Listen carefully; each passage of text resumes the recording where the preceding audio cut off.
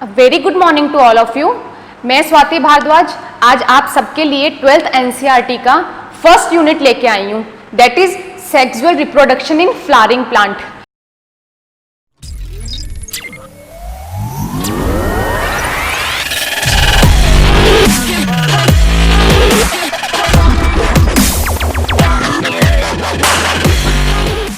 अब बेटा मैंने यहाँ पे एक चीज मेंशन की है, फ्लावरिंग प्लांट। क्या होते हैं फ्लावरिंग प्लांट? फ्लावरिंग प्लांट वो होते हैं जिन पे फ्लावर्स लगते हैं। किन पे लगते हैं? Gymnosperm, angiosperm. अरे 5 किंगडम क्लासिफिकेशन पढ़ा है ना अपन ने वीटेकर का, thallophyte, bryophyte, pteridophyte, gymnosperm and angiosperm. तो जिम्नोस्पर्म, एंजियोस्पर्म दोनों बियरिंग होते हैं फ्लावर? नहीं, ओनली एंजियोस्पर्मिक प्लांट्स। ये एंजियोस्पर्मिक प्लांट्स का ही कैरेक्टरिस्टिक होता है जो फ्लावर्स होता है। जिम्नोस्पर्म प्लांट्स केवल कोन्स बियरिंग होते हैं, वहां पे फ्लावर्स नहीं बनता है, वो जिम्नोस्पर्मिक प्लांट्स का कैरेक्टर होता है। ओके, देन मैंने यहां पे एक चीज मेंशन की है, रिप्रोडक्शन। क्या होता है रिप्रोडक्शन? डार्विन अंकल को सब जानते हैं, इवोल्यूशन वाले, लेमार्क, डार्विन। डार्विन अंकल ने ये बोला था कि इस धरती पे लाइफ मेंटेन करने के लिए reproduction is the main process. Reproduction नहीं तो लाइफ नहीं। और कोई भी ऑर्गेनिज्म जितना ज्यादा रिप्रोडक्टिवली फिट होता है उसको नेचर उतना ही जल्दी चूज करती है फॉर सर्वाइवल। ओके, तो रिप्रोडक्शन का होना बहुत जरूरी होता है। अब अपन एक बात जानते हैं, रिप्रोडक्शन होता क्या है साइंटिफिक लैंग्वेज में?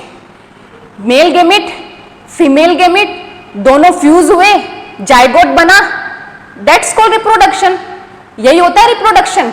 Okay, again I have mentioned here sexual plants, sexual reproduction. क्या होता है सेक्सुअल रिप्रोडक्शन? अब बेटा आप अगर 12th क्लास में पढ़ रहे हो तो मैं बिल्कुल भी ये मेंशन नहीं करूंगी सेक्सुअल क्या होता है, एसेक्सुअल क्या होता है। मैं ये मान के चल रही हूं कि आपको बहुत अच्छे से मालूम है कि सेक्सुअल रिप्रोडक्शन क्या होता है। तो अब मैं आगे बढ़ती हूं। अब अपना जो ये चैप्टर है इसका थोड़ा सा माइंड मैपिंग कर लें कि अपन को पढ़ना क्या क्या है और कैसे कैसे पढ़ना है। वो कर लेंगे तो ज्यादा इजी हो जाएगा ना अपने लिए। ऐसे तो फिर हवा में तीर मारने वाली बात हो जाएगी, क्या कर कैसे कैसे आगे नहीं बढ़ पाएंगे। मैं लिंकअप्स के साथ पढ़ाती हूँ कि एक टॉपिक कंप्लीट हुआ तो उसमें हिंट लग गई कि नेक्स्ट टॉपिक में अपन को स्टार्ट क्या करना है। यही होता है ना, आजकल अपन वेब सीरीज देखते हैं, उनमें लास्ट एपिसोड के दो सेकंड में एक ऐसी हिंट छोड़ देता है कि अपन को नेक्स्ट एपिसोड देखने की क्रेविंग हो जाती है। तो बस यही पढ़ोगे पूरी बॉटनी में, यही चीज पढ़ोगे तो पूरी बॉटनी बहुत इजी लगने लग जाएगी। बस बॉटनी में 2 ही खेल होता है, एक तो लिंकअप का, दूसरा टर्मिनोलॉजी का। टर्मिनोलॉजी आप बहुत अच्छे से याद रखोगे, बॉटनी का आधा बर्डन खत्म। तो मैं थोड़ा सा माइंड मेकिंग के लिए एक फ्लो चार्ट बता देती हूँ कि अपन को पढ़ना कैसे कैसे है। सबसे पहले अपन पढ़ेंगे फ्लावर। अब मैं क्यों बोल रही हूं फ्लावर? क्यों बेटा? अगर अपन जूलॉजी पोर्शन में मेल रिप्रोडक्टिव सिस्टम और फीमेल रिप्रोडक्टिव सिस्टम पढ़ते हैं तो क्या पढ़ते हैं? मेल में अपन टेस्टिस और उससे एसेसरी सारे सेक्स ऑर्गन, और फीमेल में अपन ओवेरी और उससे एसेसरी सारे ऑर्गन्स जो यूट्रस है, फेलोपियन ट्यूब्स है, वो सब पढ़ते हैं। वो उसका क्या होता है? वो उसका जेनाइटल ऑर्गन्स ये सब होते हैं। तो प्लांट के लिए क्या होता है? प्लांट के लिए वो चीज फ्लावर होती है। फ्लावर के अंदर ही मेल और फीमेल दोनों जेनाइटल मतलब रिप्रोडक्टिव ऑर्गन्स इसमें मौजूद होते हैं। अब बस डिफरेंस इतना सा होता है कि अपन को ह्यूमन बीइंग्स में या फिर एनिमल किंगडम में वो विजिबल होता है, प्लांट्स में विजिबल नहीं होता है, माइक्रोस्कोपिक होती है सारी की सारी प्रोसेसेस। लेकिन अगर अपन बॉटनी पढ़ रहे हैं तो बेटा एक इमेजिनेशन पावर के साथ पढ़ना पड़ता है, अज्यूम करना पड़ता है कि हाँ ऐसा ही होता होगा, क्योंकि अपन अब माइक्रोस्कोप लेके बैठने तो वाले हैं नहीं, सब कुछ साइंटिस्ट्स ने कर रखा है, बस अपन को पढ़ना है। पढ़ना किस लिए है? अपन को नीट क्लियर करना है, अपन को 12th बोर्ड्स में अच्छे मार्क्स लेके आने हैं, अपन को डॉक्टर बनना है, इसलिए अपन को पढ़ना है। इतना सा रीजन काफी है पढ़ने के लिए कि अपन को डॉक्टर बनना है। ओके, समझ में आया? तो अपन फ्लावर इसलिए पढ़ेंगे। उसके बाद अपन पढ़ेंगे मेल रिप्रोडक्टिव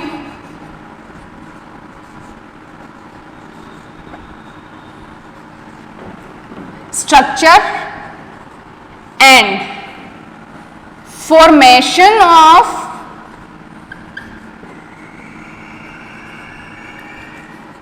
male gametes.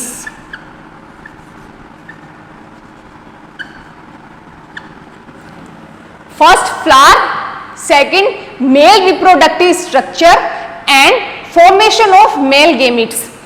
उसके बाद थर्ड, यही चीज अपन फीमेल के लिए पढ़ेंगे. फोर्थ, बेटा यही चीज अपन फीमेल के लिए पढ़ेंगे. अब जब मेल गेमिट बन गया, फीमेल गेमिट बन गया, तो इनको फ्यूज होने के लिए क्या करवाना पड़ेगा अपन को? पोलिनेशन. पोलिनेशन क्या होता है? मेल गेमिट को किसी के भी थ्रू फीमेल गेमिट तक पहुंचाना. That's called pollination. पोलिनेशन. अब फिफ्थ क्या है? अब पहुंच तो गया, पहुंचने के बाद क्या? जिस लिए अपन चैप्टर पढ़ रहे हैं वो बात खत्म. फर्टिलाइजेशन.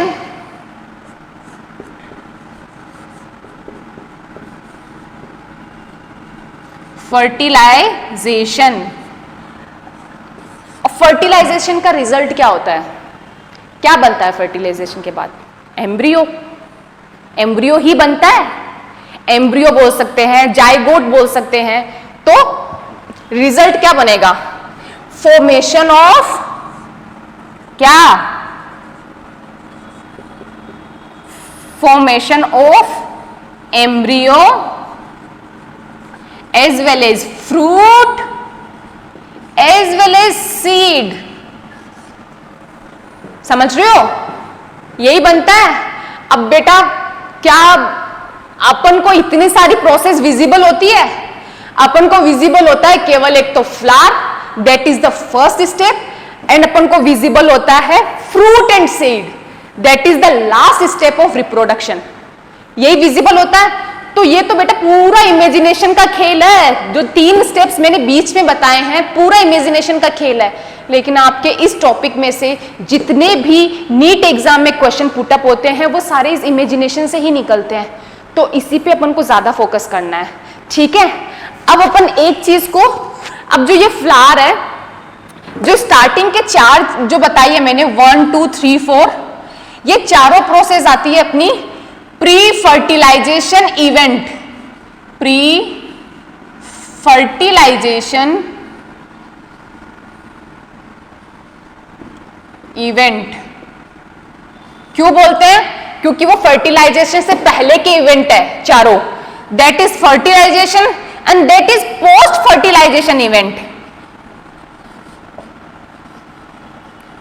Post fertilisation event.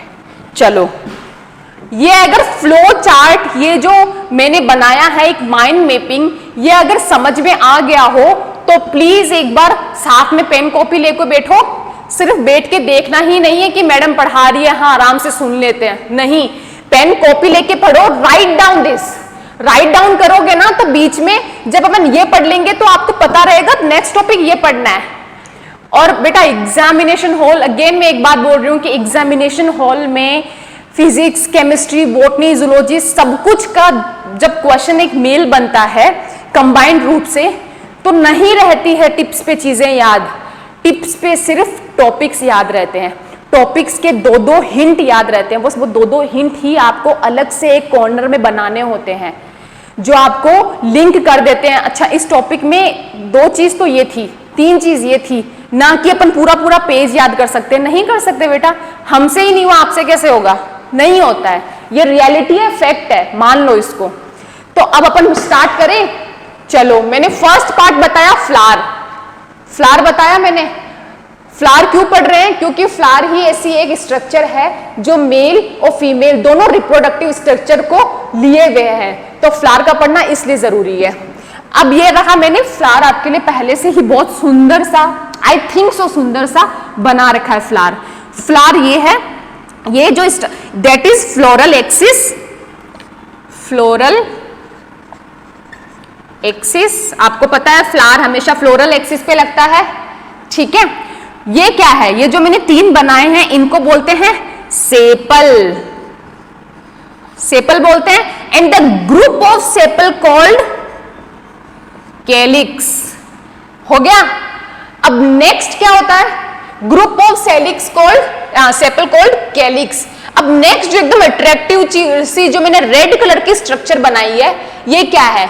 दिखता है ना गुलाब का फूल। गुलाब का फूल पंखुड़ियां देते हैं अपन किसी को, जो पंखुड़ियां होती है वो इसी की बात कर रही हूं मैं, जो रेड कलर का बनाया है मैंने। इसको बोलते हैं अपन petal. Group of petal called corolla, not corona, that is corolla, corolla. समझ में आया? ये कोरोला हो गया। अब जो मेन टॉपिक है अपना मेल और फीमेल रिप्रोडक्टिव स्ट्रक्चर पढ़ने का, तो जो मैंने बीच में एक स्ट्रक्चर बनाई है मैंने बीच में स्ट्रक्चर, ये बीच वाली स्ट्रक्चर बोलते हैं कार्पल, CARPEL। अब इसी को बोलते हैं कार्पल, इसी को बोलते हैं पिस्टिल एंड इसी को बोलते हैं गाइनोशियम। समझ में आ रहा है? इसी को बोलते हैं गाइनोशियम। तो 3 नाम है इसके, first is carpel, second is pistil and third one is gynoecium. मैं यहां पे मेंशन कर देती हूं गाइनोशियम। अब कौन सा पार्ट बच गया? मेल रिप्रोडक्टिव स्ट्रक्चर बच गई, बची नहीं? तो ये रही मेल रिप्रोडक्टिव स्ट्रक्चर। इसको बोलते हैं स्टेमन, या तो स्टेमन या फिर एंड्रोशियम। वो वाला पार्ट था गाइनोशियम, तो ये वाला पार्ट एंड्रोशियम। समझ में आई बात? अब मैं वापस रिपीट कर रही हूं आपको। फ्लोरल एक्सिस पे फ्लावर बनता है, ये जो नीचे ग्रीन कलर की होती है, जो पता है सबको, सबने रोज का फूल या फिर किसी भी तरीके का फूल देखा ही होगा, वो नीचे जो होती है उसको बोलते हैं sepal. Group of sepal called calyx. उसके ऊपर जो पंखुड़ियां होती है जो कलरफुल होती है, किसी भी कलर की हो सकती है, that is called petal. Group of petal called corolla and third one is carpel, जो कि फीमेल रिप्रोडक्टिव स्ट्रक्चर है। And the last one is stamen, जो मेल रिप्रोडक्टिव स्ट्रक्चर है। अब बेटा एक चीज बताती हूं मैं आपको, sepal, first sepal, second petal, third carpel और fourth stamen. These 4 are modified leaf. ये मॉडिफाइड लीफ होता है। अपन ने फ्लावर के लिए एक चीज मैं बता देती हूं आपको, जो आपके एनसीईआरटी में पक्का लिखा हुआ है, बोल्ड में लिखा हुआ है, flower is a modified shoot. Shoot क्या होता है? शूट यही होता है, शूट होता है ये, उसके एंड पे बन गया फ्लावर, बन गया ना। उसी तरीके से sepal, petal, carpel and stamen, these 4 are modified leaves. Okay, अब मैं एक चीज बताती हूं, sepal and petal, these are accessory reproductive organs या फिर system, and stamen and carpel, these 2 are essential reproductive organs. समझ में आ गई बेसिक स्ट्रक्चर ऑफ फ्लावर? अब अपन को क्या पढ़ना है? क्या पढ़ना है? ये पढ़ना है, ये पढ़ना है। अब एक चीज बताओ जो क्विक आंसर आना चाहिए, फर्टिलाइजेशन को एनसीईआरटी में किस एक प्यारे से नाम से मेंशन किया है? बेटा जब 2015 के एग्जाम्स होते थे ना, उससे पहले वाले, उसमें सीधे सीधे लाइन टू लाइन क्वेश्चंस आते थे, फर्टिलाइजेशन क्या होता है या फिर फर्टिलाइजेशन। आजकल टर्मिनोलॉजी सारी एनसीईआरटी की उठाते हैं, एनसीईआरटी की उठाते हैं। तो फर्टिलाइजेशन एनसीईआरटी में कौन से एक वर्ड से इंटरचेंजेबल है? सिनगेमी। फर्टिलाइजेशन, सिनगेमी, बहुत प्यारा वर्ड है और आजकल क्वेश्चन इसी नाम से आते हैं। तो आपको पता होना चाहिए कि सिनगेमी क्या है। सिनगेमी फर्टिलाइजेशन ही है, बट थोड़ा सा घुमाने के लिए क्यों? एनसीईआरटी में मेंशन है, ठीक है। एनसीईआरटी बहुत ही कंसाइज वे में आपको 4 पेजेस में इतना बड़ा बड़ा हिंट दे देगी कि आपको वाइडली पढ़ना ही पड़ेगा, क्योंकि वो एनसीईआरटी में मेंशन है। लगता है यार इतनी सी तो बुक है, नहीं, वो इतनी सी बुक नहीं है। उसने बहुत कुछ हिंट में छोड़ दिया है जो अपन को एलाबोरेट तरीके से पढ़ना बहुत जरूरी हो जाता है, वरना क्वेश्चन वहां बन नहीं पाते हैं।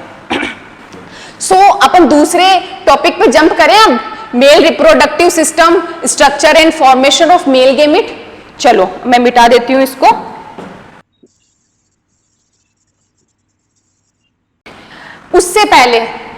उससे पहले जो आपको यहां से शीट मिली हुई है या फिर एनसीईआरटी में भी एक मेंशन है, दैट इज कैप्सेला।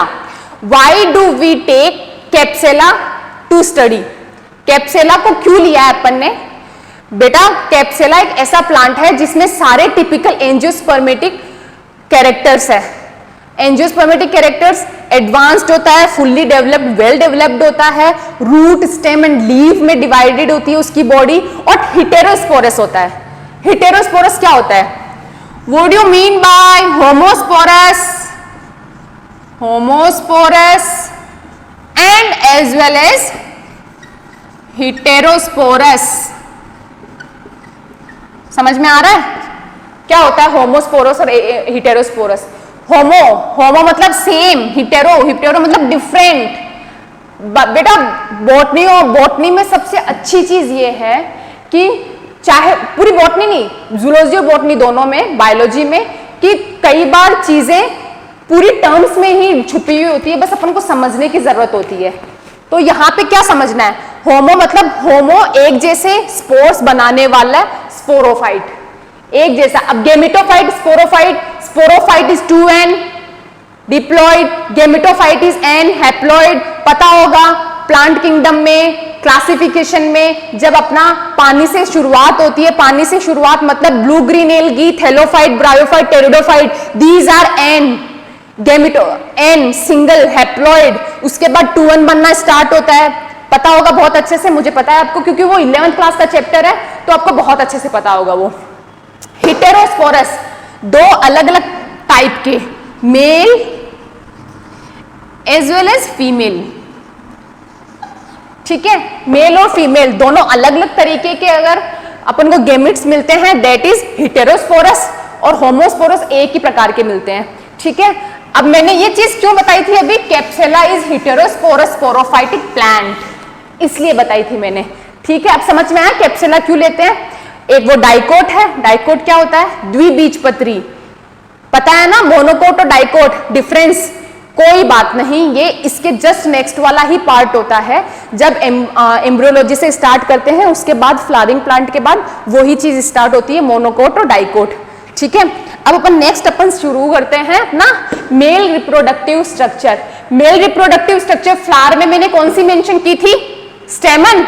तो स्टेमन को उठाओ और यहां उठा के यहां प्रेजेंट करो।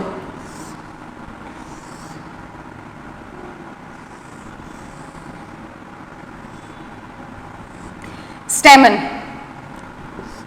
क्या है? ये है एंथर, ये पार्ट कहलाता है एंथर, और ये पार्ट कहलाता है फिलामेंट। और ये पूरी स्ट्रक्चर जो है दैट इज कॉल्ड स्टेमन। कोई नहीं पूछने वाला जो क्वेश्चन है वो मैं बताती हूं। पूछने वाला क्वेश्चन है anther is located at, 4 option, at the distal end, at the proximal end, both of you, none of these, fourth is. Anther कौन से एंड पे है? ये है डिस्टल एंड। ये मैं इसलिए बोल रही हूं, again I am telling you कि ये एनसीईआरटी में मेंशन है। एनसीईआरटी की भी कोई भी नई चीज छोड़ेंगे अपन। एनसीईआरटी का एक चीज भी छोड़ना मतलब बहुत रिस्क है एग्जामिनेशन हॉल में बैठने के लिए। एनसीईआरटी का एक सिंगल पॉइंट नहीं छूटेगा, ठीक हो गया? अब बेटा ये चीज बता दी, तो अब या क्या फिलामेंट और एंथर बता तो दिया मैंने, ये चीज होती है, लेकिन अब पता होना चाहिए ना कि आगे अपन को तो किससे काम है? मेल गैमेट से काम है, माइक्रोस्पोर से काम है, मेल गैमेट से काम है, तो मेल गैमेट तो मिला ही नहीं। That is the part which is called male gamete production factory. Anther, anther वो पार्ट होता है जो मेल गेमिट के लिए प्रोडक्शन फैक्ट्री का काम करता है। तो अपन को क्या करना होगा, अपन को एंथर का एक ट्रांसफर सेक्शन निकालना होगा। अब बेटा ये है एंथर, इस तरीके से है एंथर। अब यहां से आप काटोगे, काटोगे यहां से तो ये खुल के यूं नहीं हो जाएगा ना। तो इसके आगे की प्रोसेस अपन को पढ़नी है कि फॉर्मेशन ऑफ माइक्रोस्पोर्स। माइक्रोस्पोर्स क्यों बोलती हूं मैं, मेल गेमिट और फीमेल गेमिट दोनों में से साइज किसका छोटा होता है, मेल गेमिट का होता है। चाहे वो एनिमल किंगडम में देख लो, चाहे वो प्लांट किंगडम में देख लो। उसका कारण है, कारण मैं बताऊंगी पॉलिनेशन वाले टॉपिक में, कारण बताऊंगी पॉलिनेशन में। अभी समझ लो कि माइक्रोस्पोर्स बोलते हैं मेल गेमिट्स को और मेगास्पोर्स बोलते हैं फीमेल गेमिट्स को। अब अपन यहां का टीएस सेक्शन लेंगे, तो मैं इसको मिटाती हूं और आपका टीएस सेक्शन के बाद जो मिलती है एंथर की स्ट्रक्चर वो मैं ड्रॉ करती हूं। ओके, चलो मैं थोड़ा सा पेन भी चेंज कर लेती हूं। ये रहा, ये रही, ये स्ट्रक्चर है ना एनसीईआरटी में mention, that is connective tissue. ये कनेक्टिव टिश्यू कहां था एंथर में, एंथर और फिलामेंट दोनों एक पॉइंट पे जाके मिल रहे थे, वहीं से काटा अपन ने उसको, वो था ये कनेक्टिव टिश्यू।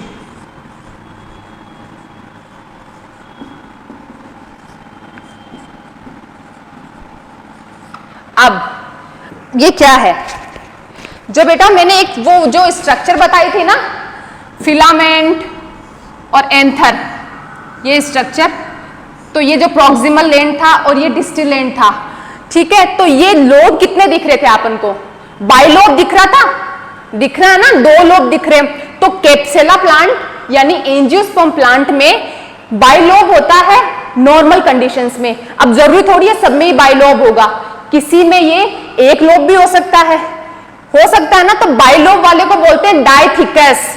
मैं वहां पे मेंशन नहीं किया इसलिए यहां कर रही हूं, डायथिकस।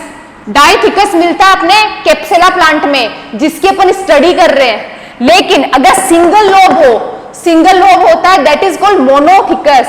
मोनोथिकस किसमें मिलता है, मालवेसी फैमिली में। मालवेसी फैमिली कौन सी फैमिली होती है, भिंडी वाली, लेडी फिंगर बोलते हैं ना जिसको, भिंडी वाली फैमिली होती है मालवेसी फैमिली। तो बेटा ये याद करना होता है, कई बार एक्सेप्शंस बहुत जल्दी आते हैं। बॉटनी में ये होता है कि एग्जामिनेशन हॉल में हमेशा 5 से 7 क्वेश्चन आपको वो मिल जाएंगे जो एक्सेप्शन वाले होते हैं। तो एक्सेप्शन याद करना बहुत जरूरी होता है, वो याद करवा दूंगी मैं। ट्रिक्स होती है बेटा हर चीज की याद करने की। पहले अपन पूरा नॉर्मल प्रोसेस पढ़ेंगे, फिर इधर उधर जो एक्सेप्शन भाग रहे हैं उनको एक कंसाइज वे में एक पेज पे उतार लेंगे, ठीक है। और उसको लिंक करना मैं आपको सिखाऊंगी, समझ रहे हो। तो बस आप अभी पढ़ो कि ये डायथिकस किसमें, कैप्सुला में, मोनोथिकस किसमें, मालवेसी में, मालवेसी भिंडी वाली फैमिली। ओके, अब यहां वापस आओ, बना लिया ये मैंने, ये बीच में कनेक्टिव टिश्यू बनाया मैंने। अब मैं बना रही हूं यहां पे माइक्रोस्पोरेंजियम। माइक्रोस्पोरेंजियम। अब मेरी हिंदी मीडियम वाले बच्चों से एक पर्सनली व्यक्तिगत रूप से दरख्वास्त है, बच्चों ये चैप्टर की टर्मिनोलॉजी सारी इंग्लिश में याद करना। एग्जामिनेशन हॉल में गुरु बीजाणुधानी, गुरु बीजाणुपर्ण, स्त्री धानी, पुधानी, नपुंसक जो भी है, जो वर्ड्स होते हैं हिंदी में, वो इतना आपको परेशान कर देंगे कि आप समझ ही नहीं पाओगे। और कई बार पता है क्या होता है, जब एग्जाम बाइलिंगुअल होता है ना, तो बाइलिंगुअल एग्जाम में ये होता है कि हिंदी का वर्ड है गुरु बीजाणुधानी और गुरु बीजाणुपर्ण, अगर एक ही सेंटेंस में आ रहा है तो मिस प्रिंट हो जाती है। तो आगे से ऑर्डर आते हैं कि हम वो ही क्वेश्चन कंसीडर करेंगे जो इंग्लिश में है। अब आपको नहीं पता होगा टर्मिनोलॉजी तो आप वो क्वेश्चन -1 करवा लोगे। और बहुत इजी होता है, आप इंग्लिश टर्मिनोलॉजी याद करो, इंग्लिश टर्मिनोलॉजी में कभी कंफ्यूजन क्रिएट नहीं होता है।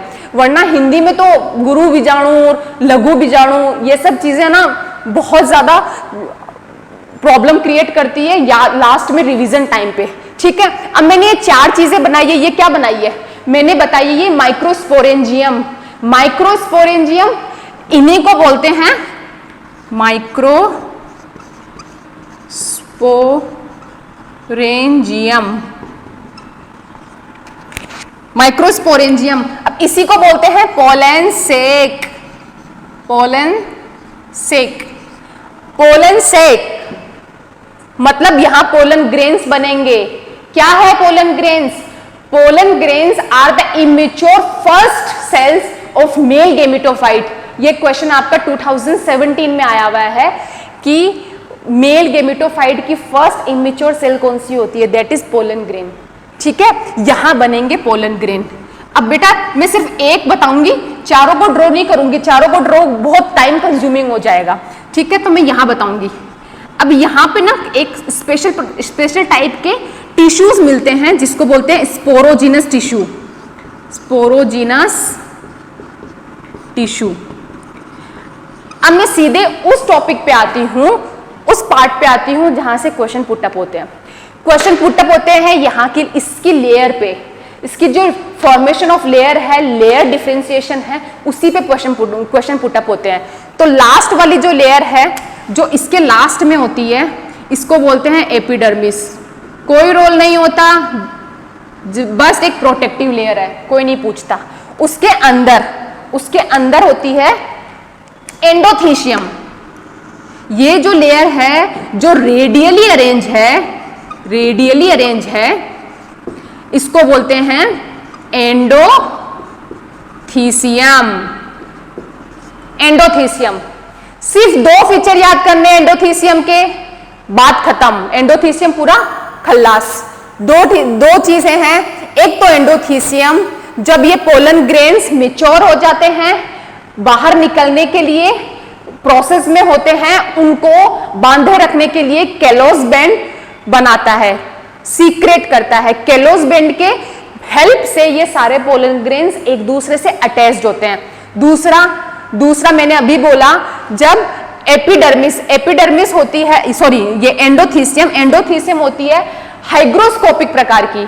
हाइग्रोस्कोपिक मतलब आर्द्रताग्राही, मतलब जब ये गर्मी के सीजन में, गर्मियों में बहुत ज्यादा गर्मी पड़ती है, उस टाइम पे जब वाटर लॉस हो जाता है इस वाली लेयर का, तो वाटर लॉस में जो रेडियली अरेंज सेल है वो कॉन्ट्रैक्टेडली फोर्स लगाती है, जिसकी वजह से एकदम से ये पूरा फूट जाता है, डेहिसेंस हो जाता है, फूट जाता है। फूटना भी जरूरी है किस प्रोसेस के लिए?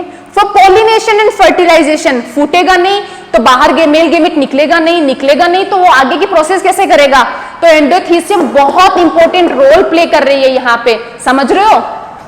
दो चीजें बता दी मैंने, callus band, second one is hygroscopic है, डेहिसेंस में मदद करेगा। अब थर्ड है यहाँ पे, थर्ड लेयर जो है यहाँ पे मल्टी लेयर बोलते हैं जिसको, मिडल लेयर। कोई खास फीचर नहीं, सिर्फ एक ही फीचर है कि ये फूड स्टोरेज का काम कर रहा है। ठीक है, फूड किसके लिए चाहिए?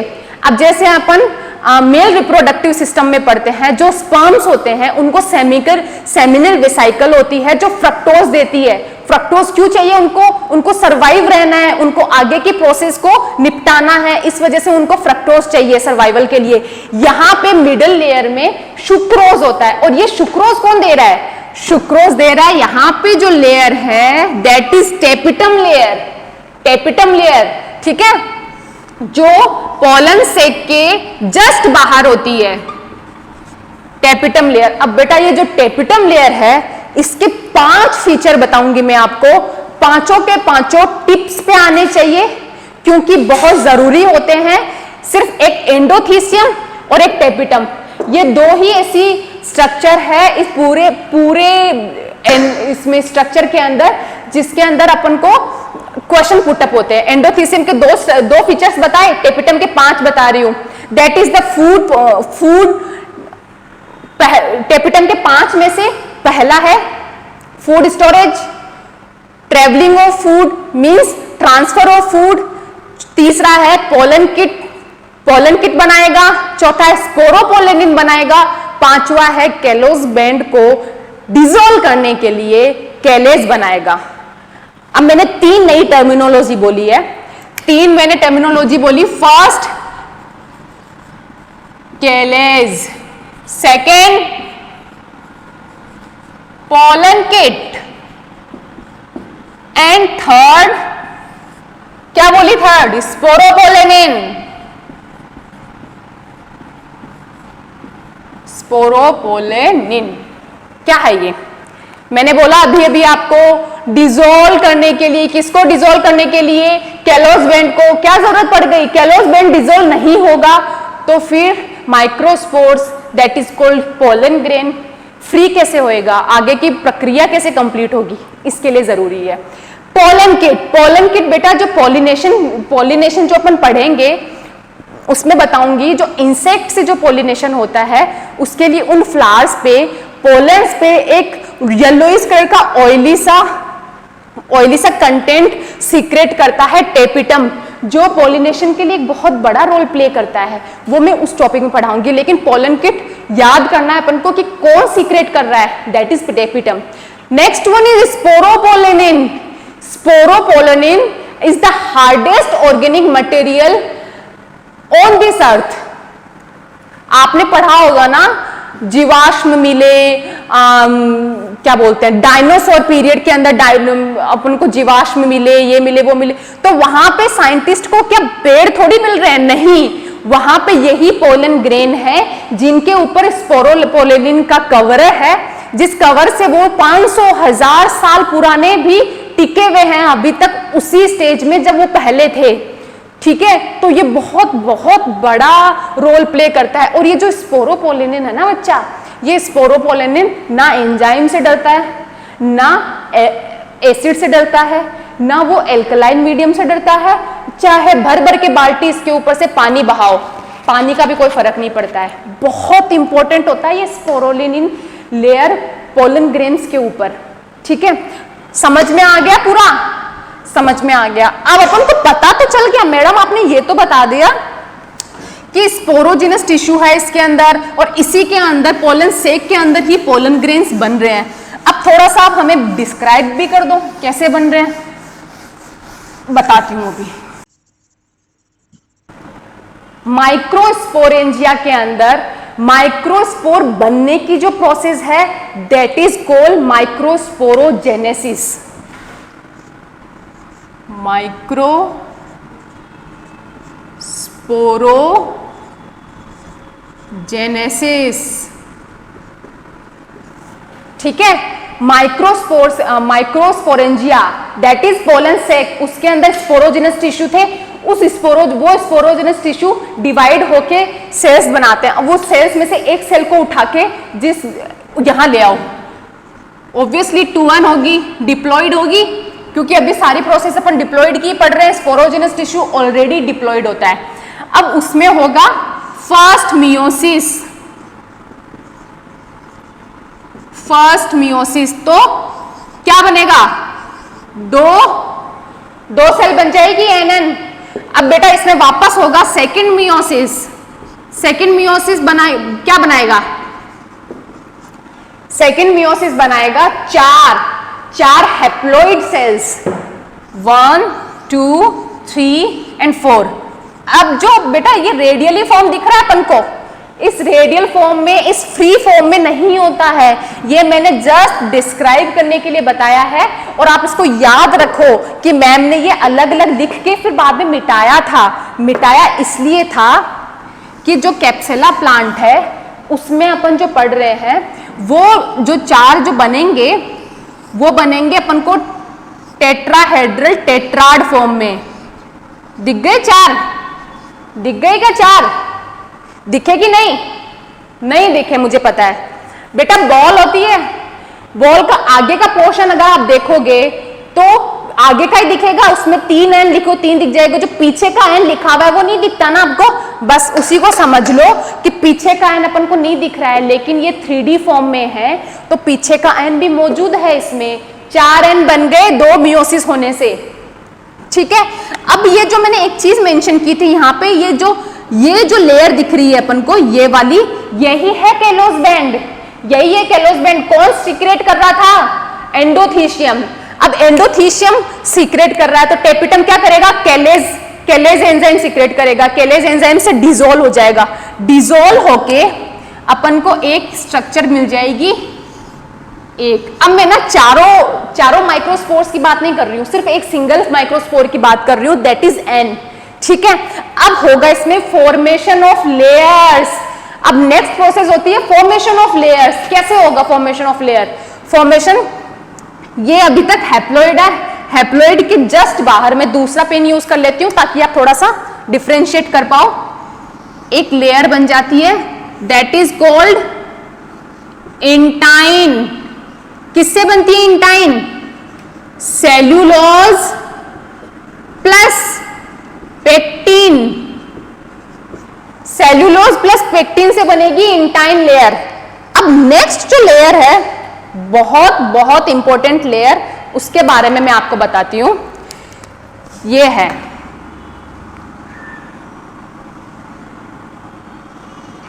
मैडम डिसकंटिन्यूअस क्यों बना रही हो? इंटाइन को तो पूरा पूरा बनाया, इसको तोड़ तोड़ के क्यों बनाया?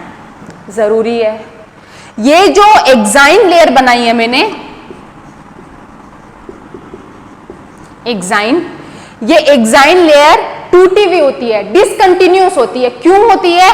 क्योंकि उसके ऊपर होता है स्पोरोपोलिनिन की लेयर। अब बेटा अगर मैं टूट के नहीं बनाती, डिसकंटिन्यूअस नहीं बनाती, स्पोरोपोलिनिन उसको पूरा कवर कर लेता, तो आगे की प्रोसेस कैसे होती? इसमें से पोलन ट्यूब कैसे निकलती? पोलन ट्यूब ही तो जाके फर्टाइल करेगी ना फीमेल गेमिट को, समझ रहे हो? तो फीमेल गेमिट में पहुंचने के लिए यहां पे ये छोड़ना जरूरी है। और ये जो पोर्शन है जो मैंने बताया, दैट इज कॉल्ड जर्म पोर। समझ में आई चीज?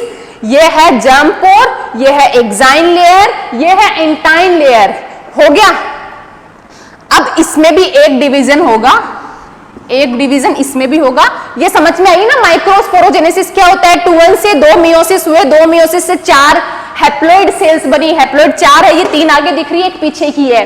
ठीक है, यहां से फिर ये वाली पोलन ग्रेन, ये है इमेच्योर पोलन ग्रेन। अब ये आगे डिवाइड होगा और एक सेल बनाएगा, ये एन तो ये, और दूसरी वाली ये। अब आप एक चीज देखो कि मैंने एक तो बना दी छोटी सी, एक बना दी मैंने बड़ी सी। ये क्या किया मैंने आइडेंटिकल क्यों नहीं बनाई? दोनों को सेम क्यों नहीं बनाई? रीजन ये है अपनी जेनरेटिव सेल। जेनरेटिव सेल, बेटा आप जब सेल डिवीजन पढ़ोगे ना, तो आपको एक चीज पढ़ाई जाएगी कि जो जनरेटिव सेल होती है, जो आगे जनरेट करने वाली है आगे वाली प्रोसेस में, वो हमेशा कंडेंस फॉर्म में होती है। सॉरी, वो हमेशा डेंस होता है, जिसका साइटोप्लाज्म, न्यूक्लियस सब डेंस होता है। डेंस जितना डेंस होगा वो उतना ही ज्यादा रिप्रोडक्टिवली एक्टिव होगी, तो इसलिए मैंने छोटी सी बनाई है। और जो मैंने नेक्स्ट वाली बनाई है, that is called vegetative cell. अब मैं एक चीज बता रही हूं आपको, पूरी बायोलॉजी में जहां कहीं भी ये वर्ड देख लो वेजिटेटिव सेल, तो उसका सिर्फ 2 मतलब दिमाग में लाना, तीसरा लाना ही नहीं है, उसके आगे बस जाना ही नहीं है। 2 चीज बता देती हूं, सिर्फ वो ही सोचना है। पहला बता रही हूं सोमेटिक, और दूसरा बता रही हूं नरिशमेंट। नरिशमेंट क्या होता है? पोषण देना। किसको पोषण देगी? किसको देगी पोषण? जनरेटिव सेल को। जनरेटिव सेल को पोषण देगी। क्यों? क्योंकि इसको जिंदा रहना है भाई, आगे की प्रोसेस कंटिन्यू करनी है। आगे की प्रोसेस तभी तो कंटिन्यू होगी जब ये जिंदा रहेगा। जिंदा रहने के लिए इसको सारा ये नरिशमेंट दे रहा है। वेजिटेटिव सेल का मतलब सोमेटिक मतलब इसका सेल डिवीजन से या फिर आगे के प्रोसेस से कोई मतलब नहीं है, सोमेटिक टाइप की है, जनरेटिव टाइप की नहीं है। और द सेकंड थिंग्स नरिशमेंट। समझ में आई इतनी प्रोसेस? आ गई ना?